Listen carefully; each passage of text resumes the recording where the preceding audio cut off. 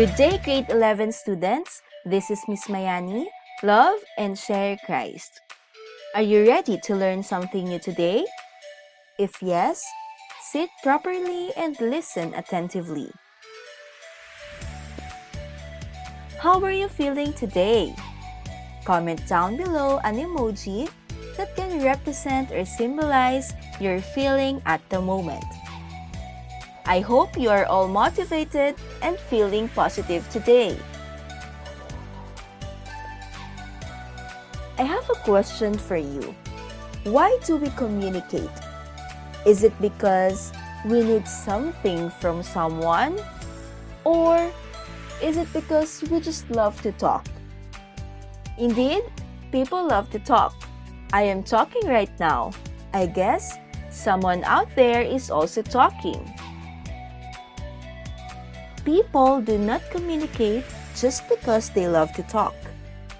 Humans in general communicate for several reasons or purposes. This is what we call the functions of communication.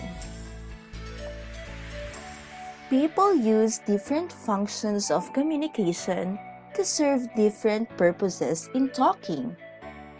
We have 5 functions of communication, and we will discuss everything today. Let's begin.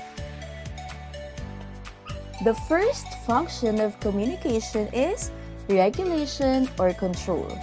From the word itself, regulation, it is a rule or directive made and maintained by an authority. Since it is regulation, there is a limiting or regulating process over something.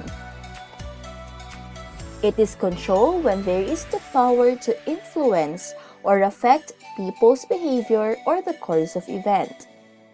In other words, communication is mainly used by persons in authority or representing authority to regulate or direct others under them. Basically, there is a need to regulate and control our communication. Right now, you are listening to me. Your communication is controlled, right? But later on, you will have your time to speak. Examples of this function are the following. It can be a doctor giving instructions on how to take a medication. It can also be parents' instructions to their children, friends giving advice, or even customers making orders. To make it simple, regulation or control as a function simply means when communication functions to control behavior. Let's proceed to the second function.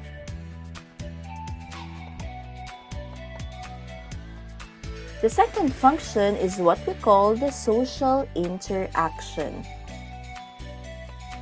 It is when communication allows individuals to interact with others.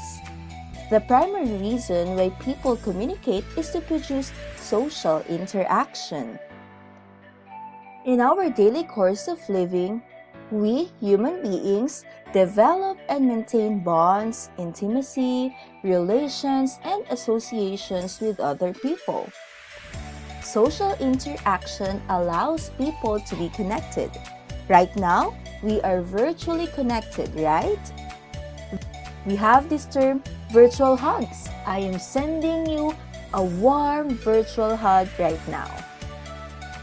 A family becomes close not because they live under the same roof, but because each member interacts with others.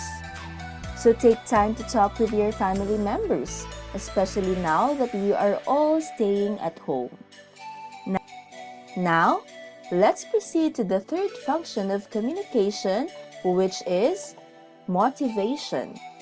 Motivation as a function of communication refers to a person using language to express desires, needs, wants, likes and dislikes, inclinations, choices, and aspirations. This is when the speaker's purpose is to persuade another person to change his or her opinion, attitude, or behavior. To make it simple, Communication motivates and encourages people to live better.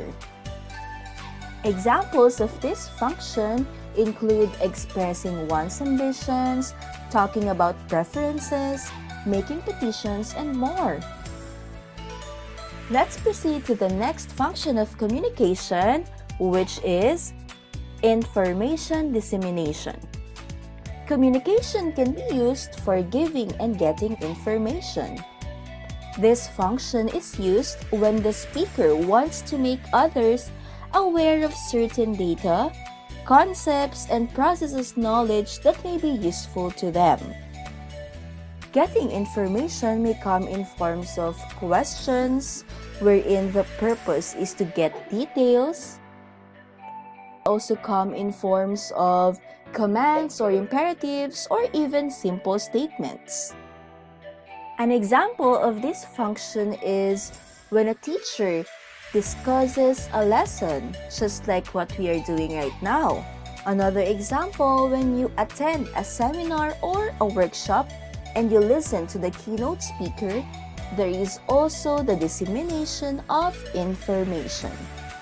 Now, let's proceed to our last function of communication, which is the emotional expression. Emotional expression is a manifestation of one's internal emotional state. It is an important signal that conveys a variety of information regarding a person's state of mind and his or her intentions. Most humans are very emotional, especially women like us. During quarantine, we suffer from a lot of emotional stress. Do you agree? Humans need to express their emotions both verbally and non-verbally. Thus, emotions are an essential part of who we are. What did you learn today? Let's recall.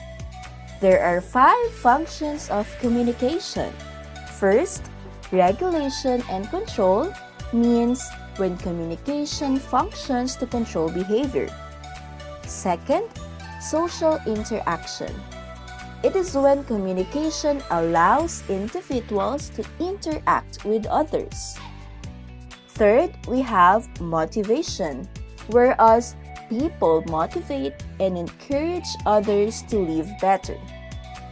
Next, we have information dissemination. It is when communication functions to convey and relay information. And lastly, emotional expression. It is when communication facilitates people's expression of their feelings and emotions. That's all for today. I hope you learned something new and meaningful.